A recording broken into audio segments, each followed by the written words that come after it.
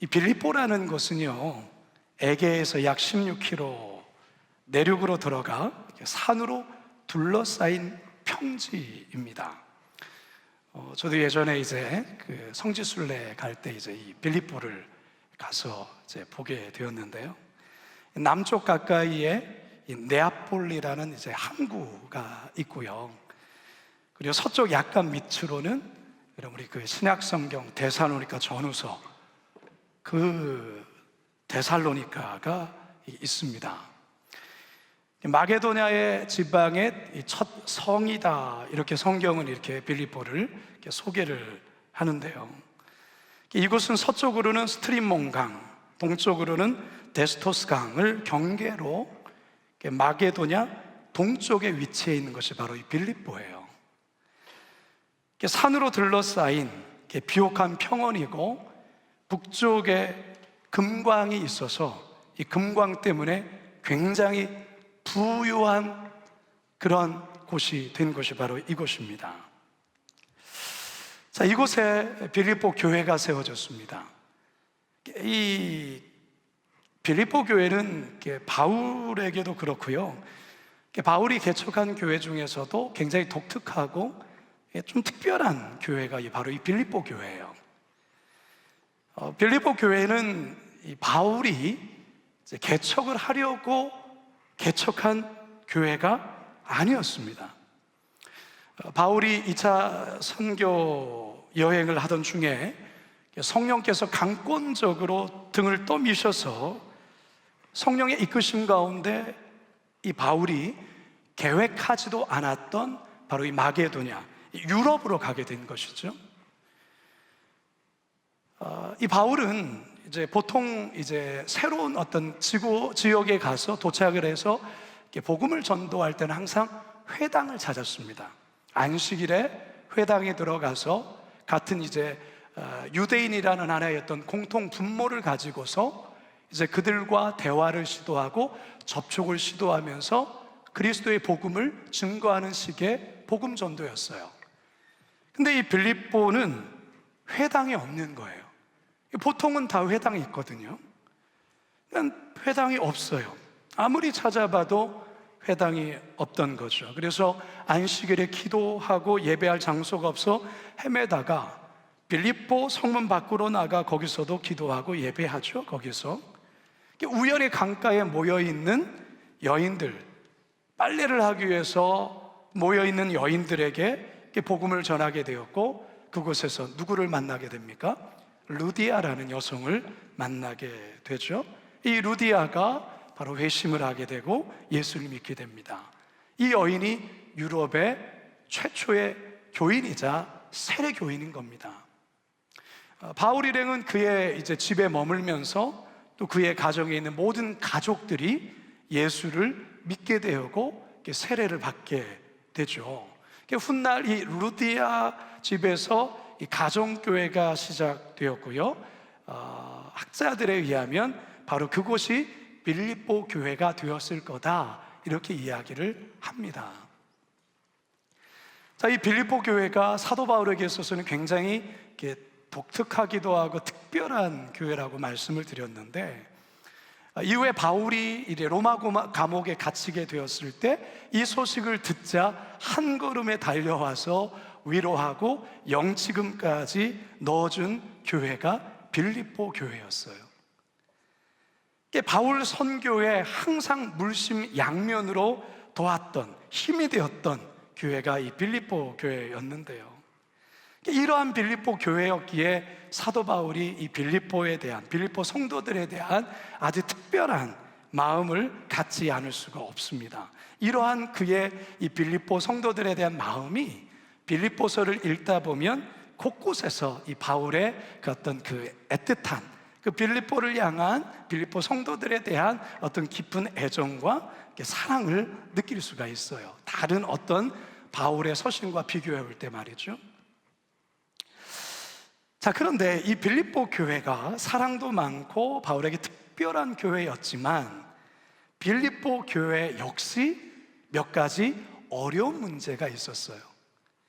크게 두 가지라고 제가 지난주에 말씀을 드렸습니다.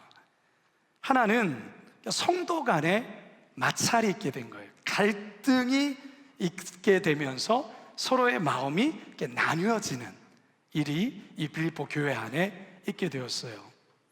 또 하나는 거짓 교사인 유대주의자들이 로마 제국의 힘을 빌어서 앞세워서 빌립보 교회를 위협하고 때론 이단 사상으로 교회를 혼란케 했다, 그 말인 거죠.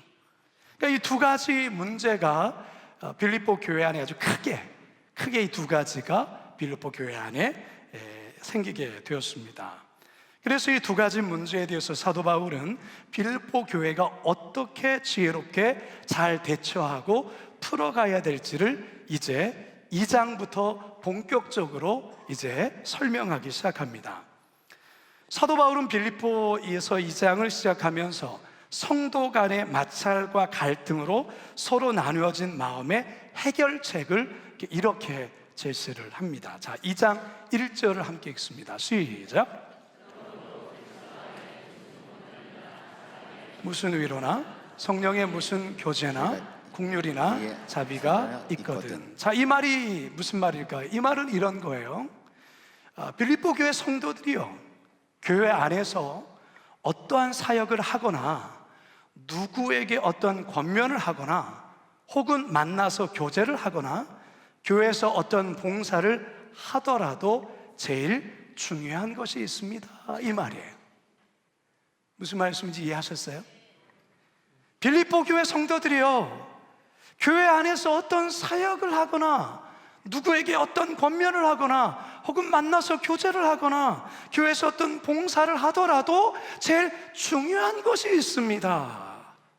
그러면 그 다음에 나올 말이 그 중요한 게 뭔가, 이제 그걸 설명하겠죠? 이제 그걸 2절에 이렇게 설명하는 거예요. 자, 2절 함께 읽어봅니다. 시작. 마음을 같이하여 같은 사랑을 가지고 뜻을 합하여 한 마음을 품어. 이 2절의 말씀이 굉장히 중요해요. 빌립보서에서 마음을 같이하여 같은 사랑을 가지고 뜻을 합하여 한 마음을 품어. 이게 중요하다, 그 말이에요. 교회 안에서 어떤 사역을 하거나 누구에게 어떤 권면을 하거나 혹은 만나서 교제를 하거나 교회에서 어떤 봉사를 하더라도 제일 중요한 것은 마음을 같이하여 같은 사랑을 가지고 뜻을 합하여 한 마음을 품는 게 제일 중요합니다, 이 말이에요. 근데 여러분, 이거 중요한 거 모릅니까? 다 알죠, 여러분들. 다 알아요. 그럼 문제가 뭡니까? 알지만 삶에서 이것을 그대로 실천하는 게 생각처럼 쉽지가 않다, 그 말이에요. 여기서 우리들의 고민이 시작되는 거 아니겠어요? 교회 안에는요, 다양한 사람들이 존재해요. 각각 서로의 생각도 다르고 문제를 바라보는 관점도 다르고 접근하는 방식도 달라요. 그렇기 때문에 나의 생각만이 옳다라고만 주장하거나 일방적으로 관철시키려는 태도는 좋지 않아요. 이럴 때에 이것 때문에 사실 빌립보 교회 안에 갈등이 생겼고 그리고 이 어려운 문제가 발생한 거예요. 물론 모두가 100% 만족하는 것 쉬운 일이 아닙니다. 어떤 일을 해나갈 때에 한 사람도 예외 없이 100% 찬성하고 100% 반대하는 일은 거의 드문 일이에요. 100% 찬성할 수 없어요. 그리고 100% 반대하는 일도 없어요. 그래서 우리 성도들에게 있어서 중요한 것은 뭐냐면, 성도들에게서 중요한 태도는 뭐냐면 하나님의 뜻을 찾는 게 중요한 거예요. 내 뜻이 아니에요, 여러분. 내가 맞다고 생각하는 게 아니에요. 거기서부터 문제가 발생하는 거예요. 하나님의 뜻에 대한 우리의 순종이 우리 안에 기본적으로 우리 안에 있어야 된다, 그 말이에요. 하나님의 뜻에 대한 우리의 순종. 자, 그런데 이것을 우리가 함께 찾아가는 과정에서 서로의 교집합을 찾아야 된다는, 교집합. 말씀드렸던 것처럼 어느 누구도 다 100%다 만족하거나 100%다 불만족하지 않아요. 그러나 그 안에서 교집합을 함께 찾아가야 된다, 그 말인 거죠. 그런데 여기서 전제가 될 것은 뭡니까? 하나님의 뜻에 대한 순종이라는 게 전제가 되어야 된다는 거예요. 서로의 생각과 마음의 공통 분모를 함께 찾아가고, 그러면서 서로를 이해하려고 노력하고 양보하고 타협하면서 함께 하나님의 뜻을 이 공동체 안에서 함께 이루어가는 것, 이게 바로 교회여야 한다는 거예요. 할렐루야. 오늘날 분란이 있고 문제가 있고 어려움이 생기는 교회의 대부분의 문제가 다 자기들은 하나님을 사랑하면서 한다라고 얘기를 해요. 정말이에요. 하나님을 사랑하고 교회를 사랑하는 마음이 없는 게 아니에요. 있어요. 그러나 하나님의 뜻보다는 자신의 감정이 우선이에요. 자기의 생각이 우선이에요. 그러다 보니까 거기에서 부딪히고 거기에서 서로가 갈등이 일어나고 그 갈등이 해결이 되지 않는 거죠. 그러니까 세상에서 교회를 향해서 조롱하는 거예요. 교회를 향해서 비웃는 거예요. 아니, 니들도 하나가 되지 못하는데 무슨 우리 보고 뭐 하나가 되냐라고 말하냐. 그게 세상이 교회를 바라보는, 참 마음이 아프죠. 공동체 안에서 한 마음이 되지 못하는 요소가 뭘까요? 3절 상반절에 이렇게 이야기를 합니다. 한번 읽어봅시다. 시작. 아무 일에든지 다툼이나 허영으로 하지 말고. 뭐라고요? 다툼이나? 이 다툼과 허용, 이 다툼이라는 것은 자신을 내세우고자 하는 욕구, 천박한 이기주의라는 그런 헬라어 뜻을 갖고 있어요.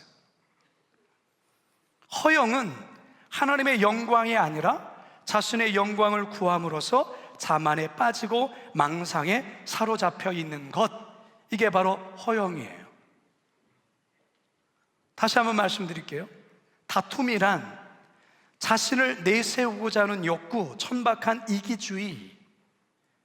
허영이란 하나님의 영광이 아니라 자신의 영광을 구함으로써 자만심에 빠지고 망상에 사로잡혀 있는 것. 자, 이런 다툼과 허용이 공동체 안에 갈등을 일으키고 같은 마음을 갖지 못하게 하는 독소라는 거예요. 독소. 여러분, 독소는 빼야 됩니다. 우리 교회 안에서도 이런 독소가 없나? 우리 가정에서도 이런 독소가 없나? 여러분 직장 안에서도 이런 독소가 없나? 나에게도 이런 독소가 없나? 한번 여러분 스스로를 살펴보아야 합니다. 여러분, 재미있는 영상 하나를 좀 보여드릴게요. 여러분, 맹꽁이 아시죠? 맹꽁이. 이 맹꽁이가 비가 오는 날에 밖에 나와서 울잖아요. 맹꽁. 두 마리가 맹꽁이가 맹꽁 우는데, 맹꽁이들도 이 맹꽁 하면서 박자를 맞춰야 돼요. 맹꽁 이렇게 박자가 맞춰야 되는 거예요. 근데 이 박자가 안 맞으면 서로가 싸워요. 이게 진짜예요. 한번 보여주세요. 한번. 힘차게 울고 있는 맹꽁이 한 마리. 그때 다른 맹꽁이도 같이 울기 시작하는데, 그런데 동시에 겹쳐버린 울음소리. 서로 마주보더니 미친 듯이 싸우기 시작한다? 아니, 얘네 왜 이러는 거야? 이게 맞아야 되는데, 이거 맞지 않으니까, 한마음 되지 않으니까 서로가 예민해진 거예요. 서로 그러면서 막 다투는 거죠. 맹꽁이들도. 여러분, 저 맹꽁이의 모습이 저 맹꽁이가 아니라 우리의 모습은 아닌가? 우리 교회 안의 모습은 아닌가? 우리 가정의 모습은 아닌가? 우리 직장에서의 모습은 아닌가?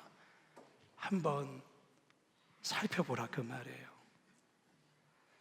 다툼과 허용 대신에 바울은 우리에게 아주 중요한 것을 우리에게 제시합니다. 꼭 이 마음을 가져야 된다고. 그게 뭐냐? 3절 하반절 시작. 오직 겸손한 마음으로 각각 자기보다 남을 낮게 여기고. 겸손한 마음으로 각각 자기보다 남을 낮게 여기는 것. 여러분이 겸손이라는 게 겸손이란 다른 사람의 소중함을 발견하고 자기를 낮추려는 태도와 마음가짐이 겸손이에요.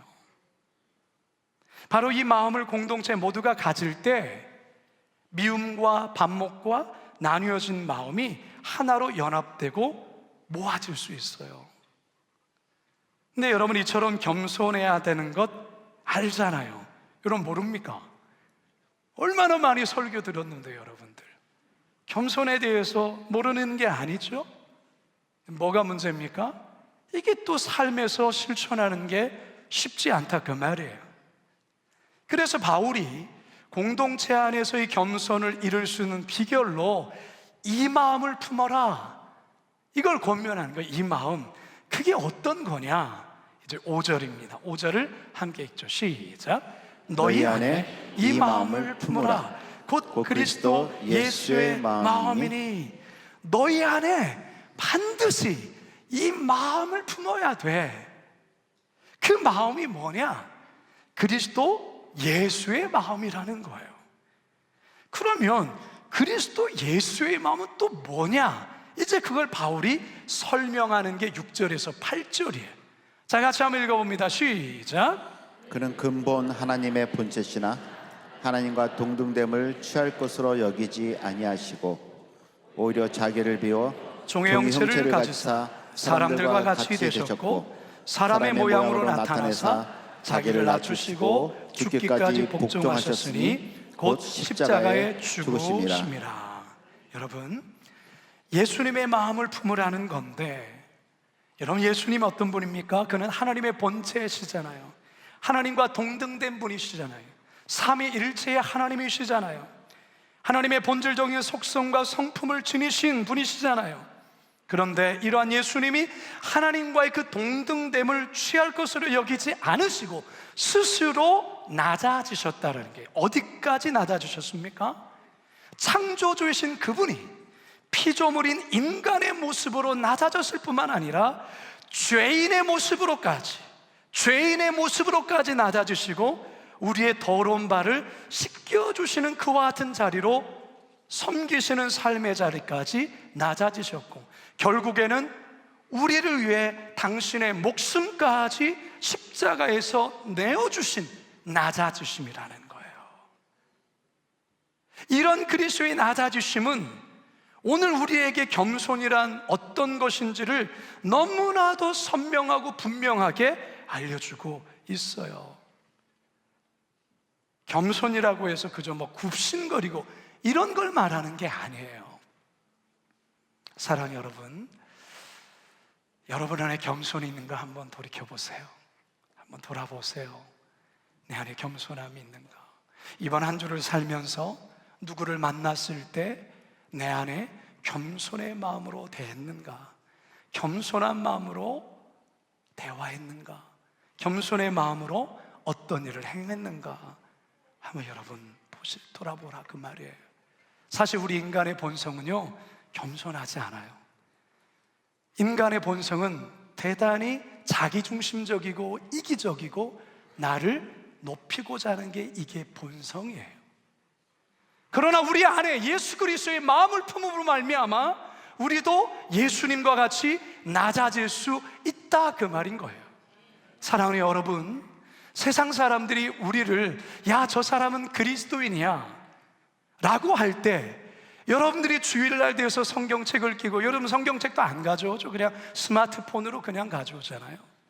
그냥 교회에 나가는 것으로 여러분들은 크리스찬이다, 교인이다 라는 것으로 사람들이 말한다면 여러분은 뭔가 좀 잘못 살고 있는 거예요.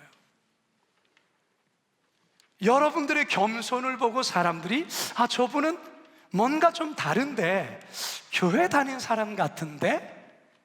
라는 이야기가 나올 수 있어야 돼요. 여러분들의 직장에서 일을 하면서 세상 사람들, 믿지 않은 사람들과 함께 그 속에 어우러지며 살아갈 때 그들과 여러분들이 구별된 모습, 구별된 삶의 모습으로 드러날 수 있는 부분이 바로 겸손이어야 된다, 그 말이에요. 우리 한국 기독교 역사 가운데 정말 이런 이야기는 정말 자랑스럽고 세계 교회에서도 자랑하고 싶은 이야기가 있어요. 여러분들도 한 번 정도는 들어보았을 이야기예요. 우리 한국 초대교회에 있었던 금산교회 이야기 아시겠죠? 아실 거예요. 전라북도 김제, 모악산 기슭에 가면 금산교회라고 있어요. 이 교회가 굉장히 오래된 교회예요. 1905년 미국의 젊은 선교사 네이트라는 선교사에 의해 세워졌어요. 근데 이 교회 이름을 일명 기역자 교회라고도 해요. 기역자. 왜 기역자 교회라고 했냐면 교회의 모양이 기역자로 되어 있어요. 한국 기독교 초기에 남녀가 함께 섞여서 예배할 수 없다. 그래서 당시에 그런 사회적인 분위기를 반영해서 기역자로 만들었는데 한쪽은 남자가, 한쪽은 여자가 이렇게 앉아서 저 중앙에서 선교사님이 설교하는 거예요. 그러면서 그렇게 예배를 드리기 때문에 형태가 기역자가 된 거예요.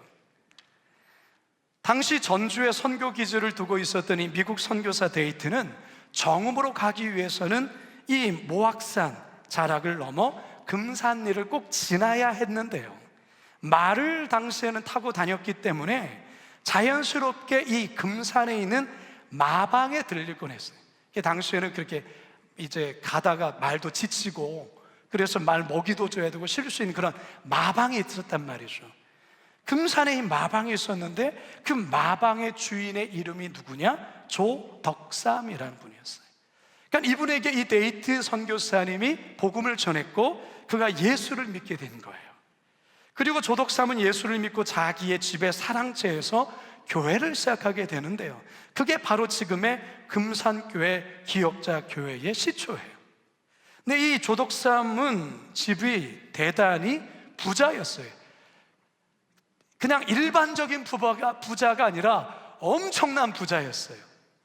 이 조덕삼의 할아버지 조정문, 또 그의 아버지 조종인, 이들은요 평안도 출신으로 홍삼 장사를 하면서 무역을 하는 거상이었는데, 그러다가 이 조덕삼의 아버지 이 조종인이 이 넓은 평야와 금강이 있다는 이 김제로 이사를 오게 된 거예요.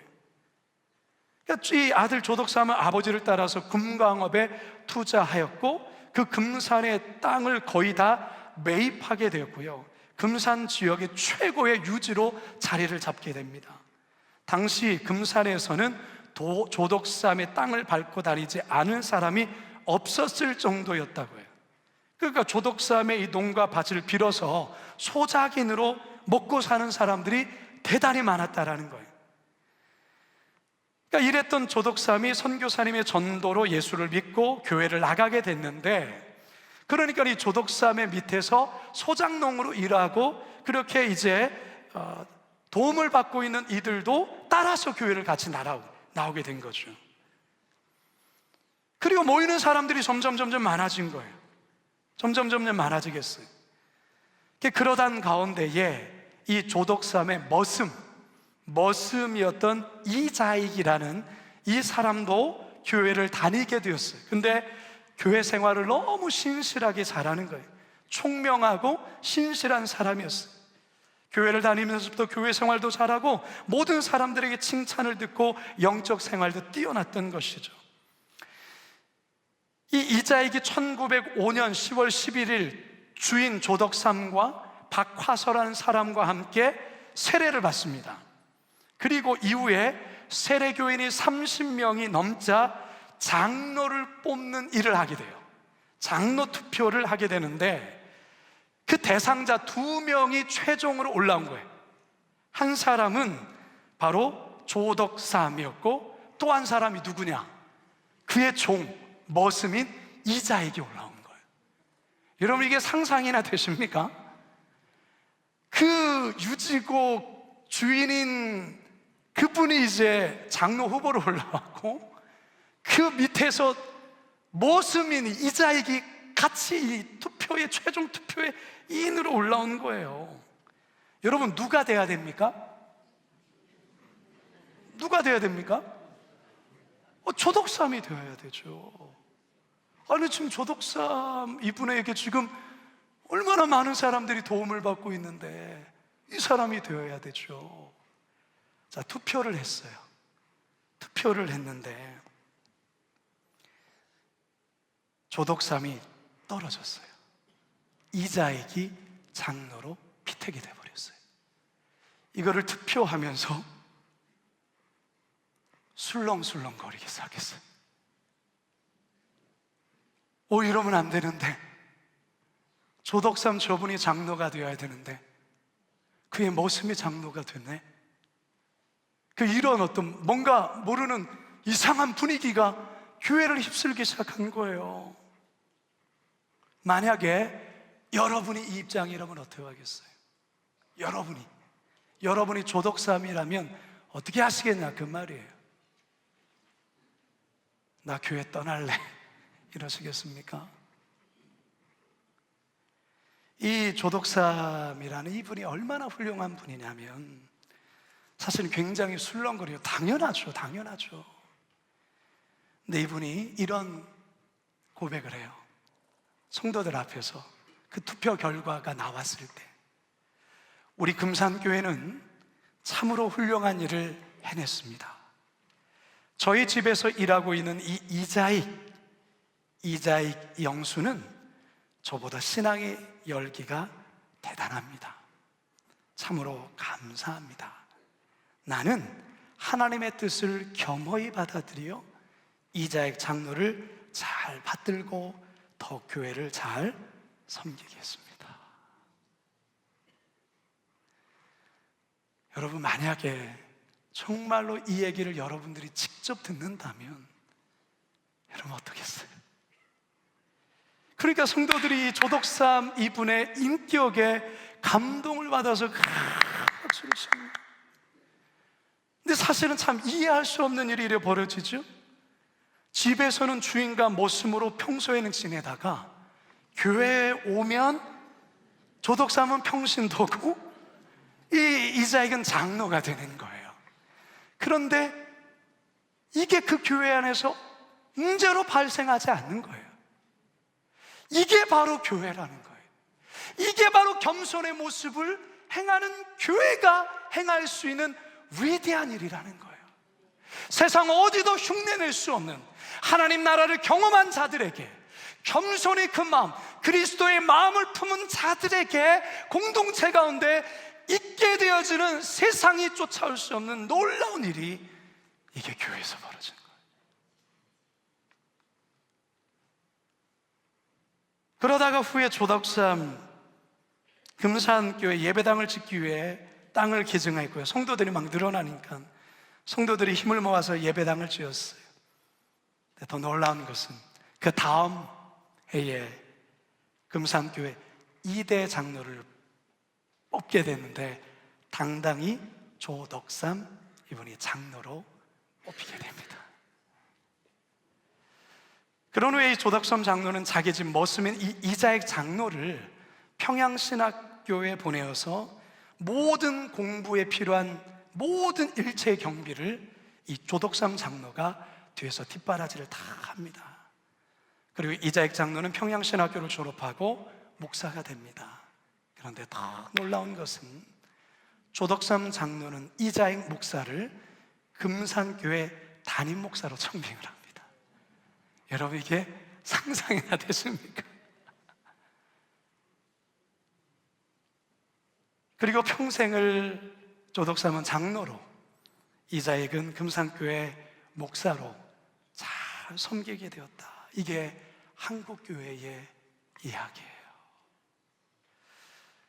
저는 참 이 이야기를 들을 때마다 우리 예수님께서 보여주신 그 겸손의 모습,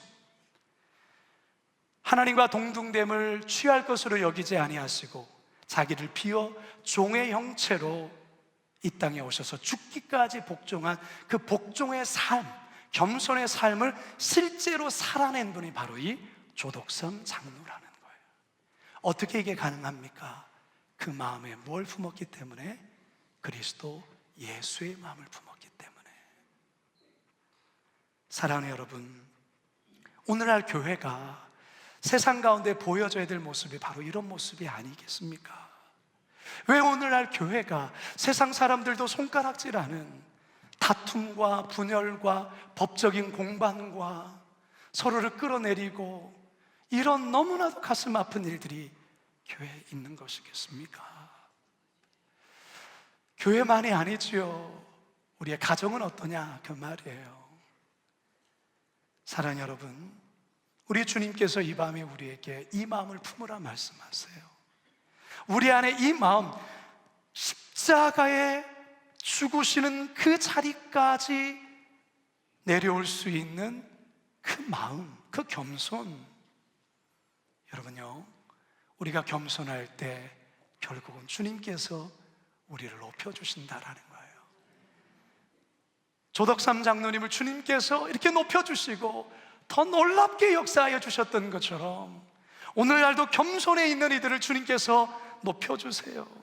그래서 베드로전서 5장 5절과 6절은 말하지 않습니까? 젊은 자들이 이와 같이 장로들에게 순종하고 다 서로 겸손으로 오리를 동이라.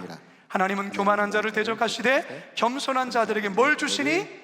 은혜를 주시니. 그러므로 하나님이 능하신 손 아래에서 뭐하라? 겸손하라. 때가 되면 너희를 높이시리라. 그래서 빌립보서 2장 9절과 11절에 우리 하나님께서 죽기까지 낮아지신 그 예수님의 겸손을 어디까지 올려주시느냐? 자, 마지막 9절에서 11절입니다. 함께 읽습니다. 시작. 이러므로 하나님이 그를 지극히 높여 모든 이름 위에 뛰어난 이름을 주사 하늘에 있는 자들과 땅에 있는 자들과 땅 아래에 있는 자들로 모든 무릎을 예수의 이름에 꿇게 하시고 모든 입으로 예수 그리스도를 주로 시인하여 하나님 아버지께 영광을 돌리게 하셨느니라. 할렐루야. 사랑하는 성도 여러분, 이제 저는 말씀을 마치려 합니다. 지난주에도 말씀을 드렸지만 여러분, 이 땅에 어떤 교회도 완전한 교회는 없어요. 존재하지 않아요. 아무리 유명하고 아무리 유명한 목사님이 목회하는 교회라 할지라도 지상에 있는 교회는 각각의 교회마다 저마다의 크고 작은 문제들이 있어요. 그런데 그런 문제 앞에서 그 문제가 더 커져서 그 문제를 해결하지 못하는 교회가 있고 그 문제를 통하여 오히려 더 성숙으로 나아가는 교회가 있는 거예요. 문제가 없는 교회는 없어요. 갈등도 존재하고 다툼도 있을 수 있어요. 그러나 그 다툼이 더 커져서 세상 사람들이 조롱하는 수준으로 가는 교회가 있지만 그 다툼이 벌어진 것을 누군가가 껴안으로 말미암아 그 불씨를 자기의 몸으로 꺼트리는, 그래서 그 다툼이 아무 일도 아닌 것처럼 사라지는 교회가 있다 그 말이에요. 우리 교회는 어떤 교회가 되어야겠습니까? 우리 가정은 어떤 가정이 되어야겠습니까? 우리의 직장은 어떤 직장이 되어야 되겠습니까? 우리 부서는 어떤 부서가 되어야 되겠습니까? 어떻게 가능할까요? 이 마음을 품으면 돼요. 어떤 마음? 그리스도 예수의 마음. 우리 이 마음을 꼭 평생에 내 삶 속에 이 마음을 꼭 품어서 우리의 삶 안에 일어나는 하나 되지 못하는 그런 마음들을 다 벗겨내고 같은 마음으로, 같은 사랑으로 함께 마음을 품어 하나의 공동체를 이뤄가시는 거룩한 광성교회 성도들 다 되시길 주님의 이름으로 축원합니다. 축원합니다. 축원합니다.